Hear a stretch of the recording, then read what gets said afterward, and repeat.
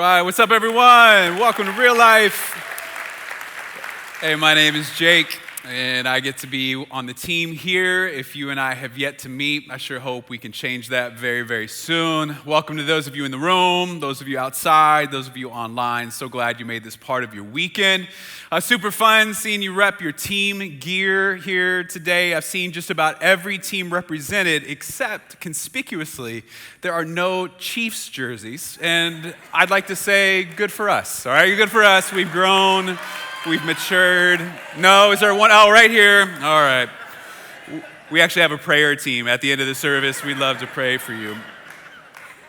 Hey, man, before we jump in today, I want to invite you to something that I'm really excited about, that our team's really excited about. And it's on the weekend of October 10th and 13th, and it's called Next Steps. And you may not know this, but there are about 1,000 people that are calling Real Life home today, more than there were a year ago, which is amazing. But we want to make sure, if that's you, you have an opportunity to connect. And so if you are new to faith, or you are new to Real Life, then Next Steps is for you.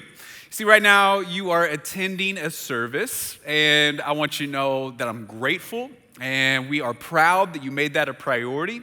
But this is a great first step. It's just not your only step.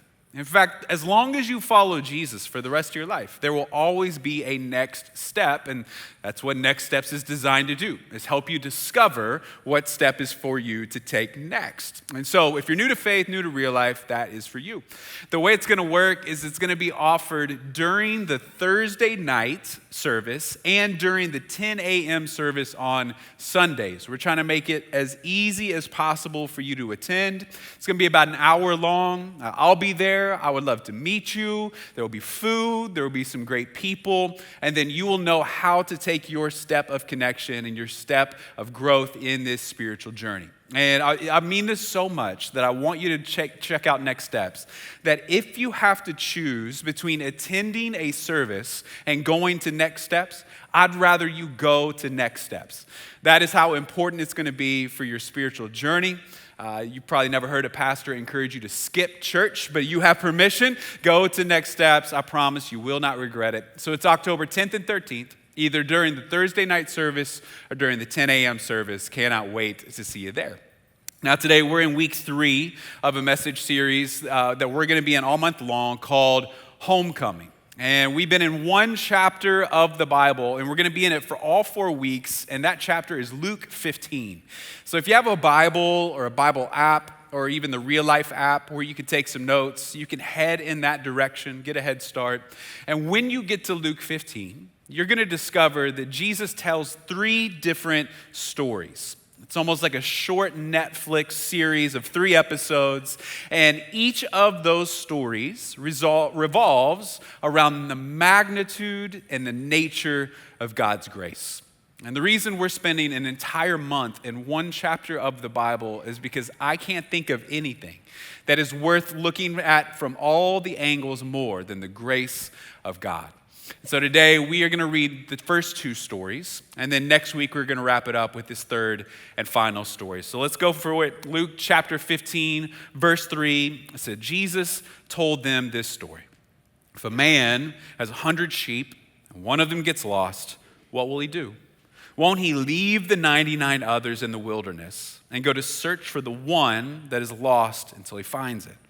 And when he has found it, he will joyfully carry it home on his shoulders. When he arrives, he will call together his friends and neighbors, saying, "Rejoice with me, because I have found my lost sheep." In the same way, there is more joy in heaven over one lost sinner who repents and returns to God than over 99 others who are righteous and haven't strayed away. Here's story 2. Or suppose a woman has 10 silver coins and loses one. Won't she light a lamp and sweep the entire house and search carefully until she finds it? And when she finds it, she will call in her friends and neighbors and say, "Rejoice with me, because I have found my lost coin." In the same way, there is joy in the presence of God's angels when even one sinner repents. Let me ask you a question. Have you ever had an idea get so stuck in your head and maybe even in your heart that even in the face of contrary evidence right in front of you, you just refuse to change your mind. Like maybe you thought you knew the lyrics to a popular song, and you sang them loud and with confidence. Only for one day, a friend was in the car with you, and they heard what you were singing, and they leaned over to you and said, "Those are not the words." Like maybe you were singing along with Taylor Swift when she talked about her long list of Starbucks lovers, and your friends leaned over, you're like, that's not the lyric. It's a long list of ex-lovers. And you were like, oh, that actually makes way more sense. That's helpful. Or maybe in the 90s, you thought the popular group TLC went through a really bad breakup when they sang, "Don't Go Jason Waterfalls." And your friend looked over and said, "You thought there was someone named Jason Waterfalls?" No, it's "Don't Go Chasing Waterfalls." That's the right lyric. Or if you're here today and you are a native Spanish speaker, then you've always known that Richie Valens was singing "Para Bailar La Bamba," which in English means "Let's Dance the Bamba." But you need to know that all of your white friends, for their entire lives, have been singing "La La La La La La La La Bamba." We didn't know there were lyrics. All right, that's on us. All right, we're trying. We're getting better. I learned that this week. All right, that's on me. That's on me. How many of you here play the word game Wordle? Anybody play Wordle? It's like a daily online word game where you have 6 chances to guess a 5-letter word. And if you put in the letter and it's gray, that means it's not in the word. If it's yellow, it means it's in the wrong place. If it's green, you got it in the right place. And you get 6 chances to guess the 5-letter word. And Trudy and I will often compete to see who can get the word fastest. And it's only led to like 3 fights, which I feel is pretty good for us. And one day, I was working on the Wordle, and I was convinced that I knew the sound that the word would end in, and that sound was Obin, right? O-B-I-N, I just knew it. I just couldn't figure out the first letter. So I put in T, and it shook me off, said, no, it's not Tobin. Then I put in M, and like, that's not even a word. No, not Mobin. I put in W, wasn't Wobin. And in a moment of frustration and exhaustion, I put in the letter R, and I hit enter, and lo and behold, that was the right word. And I thought to myself, what in the world is a Robin? I've never seen a Robin. I've never experienced a Robin. What are they talking about? And you're going to think I'm making this next part up. I Googled the word Robin only to find out that word is Robin. All right, that is on me. I am not very smart. Now, whether you're doing carpool karaoke or trying to solve a word puzzle, so many of us, we get these ideas stuck in our heads and our hearts that even when we're faced with contrary evidence, we refuse to change our minds. And if you were to look at the ministry of Jesus, that describes so many of his conversations. There were people that had their minds made up about life, had their lives made up about God, and when the Son of God was standing right in front of them, they wouldn't change their worldview to match his. Sometimes they would even tell him that he was wrong. In the first verse of chapter 15, Mike told us that there was this one group of people that was kind of rough around the edges, didn't really belong in polite society, but they were finding it very easy to find and follow Jesus. It was the religious folks. It was the ones that already had their minds made up, the ones that already knew the answers. They were the ones struggling to take Jesus at his word. And so today, my one request is, will you let Jesus explain himself to you? Will you let him explain to you the grace of God? And even if it sounds a little different than what you already thought, even if it's a little different than the way your mom explained it, even if it's a little different than that church that you grew up in, will you be open-handed with the idea that maybe Jesus knows what he's talking about? I know I'm biased, but I'm always convinced the Jesus version is better. And so Jesus helps us understand a couple things in these stories. And the first one is this: Jesus helps us understand sin. Jesus helps us understand sin. Again, one of the most frequent problems that Jesus encountered back then, and quite frankly, one of the biggest challenges we have today, is that people had their minds made up And they were trying to force Jesus into what they already thought, but it was like fitting a round peg in a square hole. It didn't work at all. And back then, and honestly still here today, Jesus' audience would have defined sin with an old definition like this, that sin is simply breaking the rules. God said don't, but you did. God said go here, but you went there. God was clear about what was in bounds, but you went out of bounds. And it's just when you break the rules that's what sin is. But I want you to notice that Jesus paints a different kind of picture.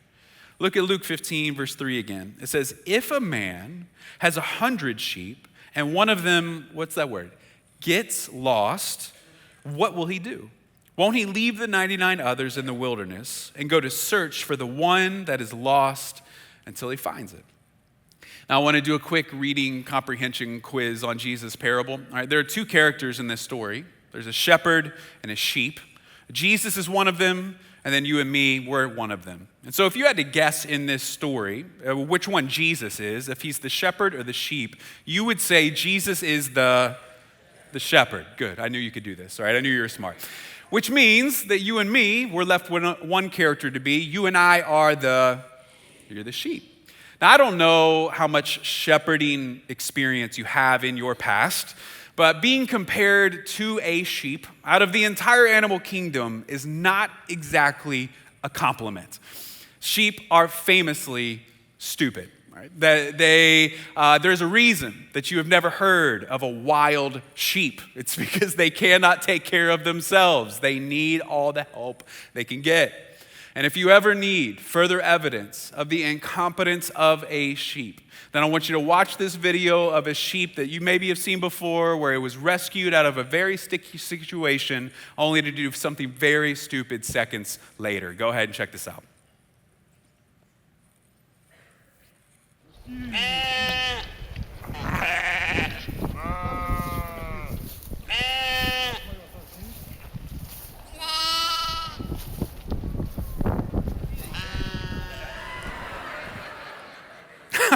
What was the sheep doing? It was finally rescued out of a ditch that it could not have saved itself from, only to take 2 or 3 steps and high dive right back into the same old ditch. And as fun as that is to laugh at the stupidity of that sheep, man, if that doesn't look a whole lot like me. And man, if that doesn't look a whole lot like you. That we need all the help that we can get, and we put ourselves in situations that we can't get ourselves out of, and then the grace of God rescues us from that ditch, only for what? Take a few more steps and do a high dive right back into the same old ditch.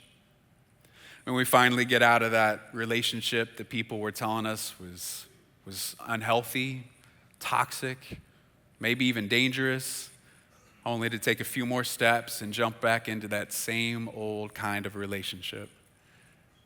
We finally get the tools and the help and the resources we need to break the chains of addiction that we've been fighting for years, only for in a moment of weakness, to take a couple steps and high dive right back into that same old ditch. Jesus called us sheep on purpose because he knows us. He knows me and he knows you, and he knows that we need as much help as we can get. Now, I want you to notice that when Jesus told this story, he didn't say that the sheep accidentally took a left turn when it should have turned right. It says that the sheep got lost. Its lostness was a condition of its own decisions. The sheep got itself in this situation. The sheep in this story was convinced that it could do what it needed to do without having to have a shepherd around. It could get what it needed to eat, get what it needed to drink, figure out where to sleep, figure out when to move, and no longer was that shepherd with its staff going to tell it what to do. And Jesus was trying to help his audience graduate from this surface level understanding of sin to get to the heart of the matter. See, here's the new definition, is that sin is running from God. And that's really the best way of understanding what sin is that when we run from God. It's when we decide that we can get what we want, We can get what we need, and no one has to tell us what to do. We don't need a shepherd. But it's so much more than just breaking a rule. It's getting down to the heart of the matter. And for a lot of us, we spent a whole lot of our lives trying to create our dream life without having to have God involved. Because the thinking goes, if I can get what I want and get what I dream of without anyone having to tell me what to do, this will be a whole lot better. And so some of us tried to create a romantic relationship without considering what God had to say about it. So we depended on physical attraction, common interests, compatibility, chemistry, and then we ignored God's instruction on how it requires a common faith and honesty and integrity. And then what happened? Eventually, the chemistry and the physical attraction wasn't enough to sustain us, and that relationship ended. For some of us, we've been trying to build a family life without ever considering what God had in store. And so we aimed at extra square feet and a newer model of car. We tried to pay off the college tuition. We had annual tropical vacations, but somehow our family can have our toes in the sand and a little umbrella in our drink, and we can still not love one another. It's when you and I try to create life on our own without the guidance of the shepherd that we end up in the same old place. Here's usually the way this works. Either we realize that the dream we were trying to achieve was never going to happen in the first place, or maybe even worse, we get everything that we've ever dreamt of and then find out it doesn't fulfill. It doesn't sustain. It doesn't bring the happiness that we thought it was going to. Sin is when we run from God and believe we can live our own lives without a shepherd. Now, that's the first thing that Jesus helps us understand is our sin, but here's the second thing Jesus helps us understand. He helps us understand our value, When you and I lose something or we misplace something, the level of effort that we will put into our search efforts is directly tied to that value of our possession. If it doesn't mean that much to us, we really won't try that hard. But if it means a lot to us, we will do everything that it takes. Now, I know you and I, we live in a largely cashless society, but just go with me on this one. Imagine right now you have a pocket full of cash. And then by the time you get home, you realize that you are missing some of that money. Now, if it's a quarter that you realize fell out of your pocket, are you going to get back in the car and drive back to church? Are you going to trace all your steps, scour the parking lot, scour the sidewalk? Probably not. You're going to say, that's a bummer that I lost a quarter. Now, if it was $300, you would probably react very differently. You would look all over your apartment. You would ask your roommate if they've seen your $300. You might even accuse them of stealing your $300. You would do whatever it took to find what you cared about most. The level of effort that we will put into the search is directly tied to the value of that possession. And I want you to notice that when Jesus had the chance to tell you how much he cares about you, he told these two stories. What did the shepherd do? What did the shepherd do when it realized that it was missing one of the 99 sheep? It left all the 99 others that were doing the right thing, that had always obeyed the rules, that didn't step out of bounds and went to find the one. What did that woman do when she realized she was missing one of her 10 coins? Did she settle for having most of them? No, she turned the apartment upside down until she found what mattered to her most. I love the way one commentator put it. He said, the worst thing in the world is not to be a sinner, but to be a sinner who thinks God does not value you. See, the debate, friends, it's not really whether you and I are sinners. That's it's a done deal. Like, you and I have spent so much of our lives trying to create the dream on our own without considering anything that God has ever taught us. But unfortunately, some of us misheard the lyrics a long time ago. Someone told us that our status as a sinner has diminished and tarnished our value in front of God, and it may never be able to recover. But when Jesus had the chance to tell you how he feels about you with these stories, he said he would leave the 99, he would turn the apartment upside down until the lost were found. Now, not only do the parables explain to us sin and then our value, but they also confront one of the most prevalent worldviews that exist in our day and age. Imagine you go to work tomorrow or school tomorrow, and you talk to a coworker or a classmate, and you ask them, what do you think matters most in this life? My guess is you'd have a conversation much like I have before, which says, I'm not really sure it matters what you believe, but it just matters that you try to be a what? Good person. Have you ever had that conversation before? Again, you don't have to specifically believe anything. Religion doesn't really matter. Just be good, and that's what your value is in this life. But I want you to know the story of the lost sheep and the story of the lost coin fight directly against that methodology, against that way of thinking. You see, the lost sheep couldn't find itself. Someone that is lost needs to be found. The coin couldn't make itself known to the woman who was searching. It was completely dependent on the search of that woman. You and I, our value isn't based on our ability to be good. Our value is completely founded in the fact that we are a son or daughter of God's, that he is searching and rescuing for. Now, not only do these stories explain ideas to us, but they also change our lives. And today, I want you to hear from one of real life's own that experienced the grace of God herself and hear how it's changed her life forever. Go ahead and check out this story. My name is Stephanie, and I've been attending Real Life Church for the last 3 to 4 years. I always felt like I was searching for someone to love me unconditionally. I had a sister, and my mom and my dad, they were divorced when I was young. My mom died when I was 13 years old, and so my sister and I had to go live with our dad. About a year later, she ran away from home and she never came back. So I always just felt like I was just kind of on my own. I just never felt like anybody made me their priority or loved me unconditionally. I just felt like nothing was ever gonna work out for me. Like I always felt like I was always asking God, why? Why can't I just be happy? Why can't something that I want or anything for me just work out? So my cousin, McKenna, she was going to Real Life Church with some friends of hers.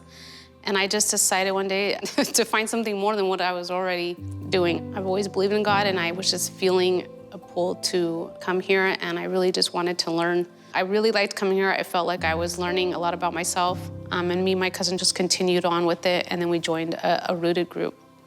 My sister died in 2016, and it was really hard because I just felt like I lost the last person that's supposed to be there, and it was just really hard for me. I was just struggling emotionally.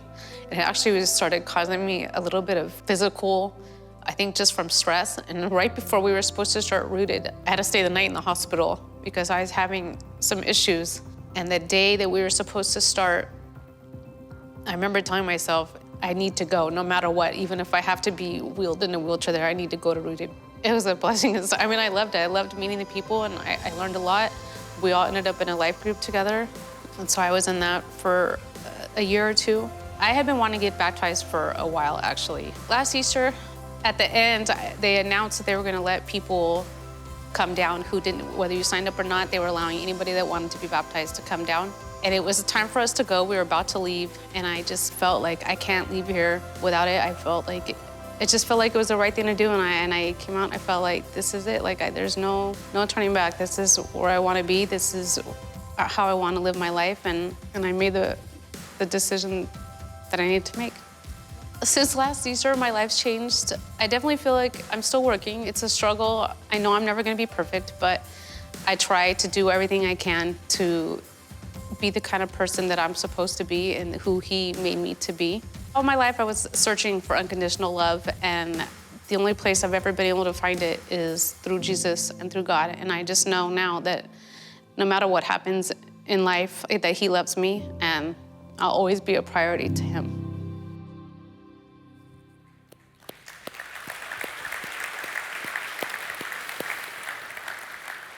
Well, friends, I'm pretty convinced that there's two different groups of people here today. And some of us walked in And we had these ideas that are stuck in our heads, stuck in our hearts, just things that either we were told or ideas that we formulated along the way. And the first group of people that walked in here today, we've been pretty flippant with our definition of sin. And it was like, okay, it's like breaking the rules, maybe missing curfew by 10 minutes. It's not that big of a deal. God will forgive us. But I hope that the teachings of Jesus will maybe wake us up to the reality that it's considerably more significant. Like when we're running from God and refusing to listen to the shepherd, we are setting ourselves up to end up in the same old places. And as your friend, can I, as gently as I can, say, is it possible that the condition of your life right now has been your complete refusal of listening to the shepherd? That you've tried to do it on your own and you thought you had what it took, and the shepherd's over here saying you were never meant to do that. He's a loving shepherd. He's a caring shepherd. And he's a shepherd that laid down his life in your place. He's worth following. Then there's a second group of people here, and you actually knew. Like you walked in here and you knew that all this mess is yours to own, but you've been struggling because you think eventually I'll be valuable before God. Like after I get it right long enough, after I learn some of those answers, after I finally look the part and act the part and I can fit in, then maybe God will love me. But I want you to listen to the stories of Jesus. Jesus says you are valuable while you're lost. And you're valuable while he's searching. And you're valuable when you're found. You can come home and we will celebrate like crazy. In fact, next week, you're going to have the opportunity to respond to the grace of Jesus through an act called baptism. And baptism is a symbol that we are dying to an old way of life and being risen to a new life. It doesn't mean that we're saying we got it all figured out. It doesn't mean that we have our act together. We are simply receiving the gift of grace, and we want to live differently from here on out. We want to live following the shepherd. We want to live as defined as sinners saved by grace, and that is a much better life. And so you're going to have the opportunity that you can respond just like that video that you saw, and we will celebrate big and we will celebrate loud because we are convinced it is the best decision that you will ever make in your life. Next week is a can't miss weekend here at Real Life as we celebrate so many people going all in for Jesus. But I want to pray for you specifically. That person here today, and you know that that's you. You know you've been dragging your feet. You know you've been thinking about it for a while. You've even talked to a friend about it. Next weekend is your weekend, and you can decide today. So let me pray a prayer of courage that you will take that step. Real Life, we're so glad you're here today. Father, we're coming to you as recipients of your grace. And we're so glad the way you told these stories that capture our imaginations and our hearts. We're also really grateful that you didn't set the bar in front of us of being morally perfect or ethically excellent, but instead you said we can follow you. And you'll grow us and you'll change us, but that's happening over time. Our salvation and our value to you is the fact that we are yours.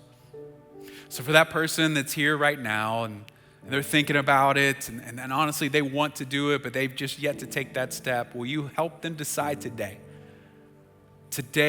that next weekend is their weekend, that next weekend is the time they go public, next weekend is the time that they celebrate all that you have done for them. God, we're going to have their back in a big way. Will you let them know that right now? It's in your son's perfect name I pray. Amen.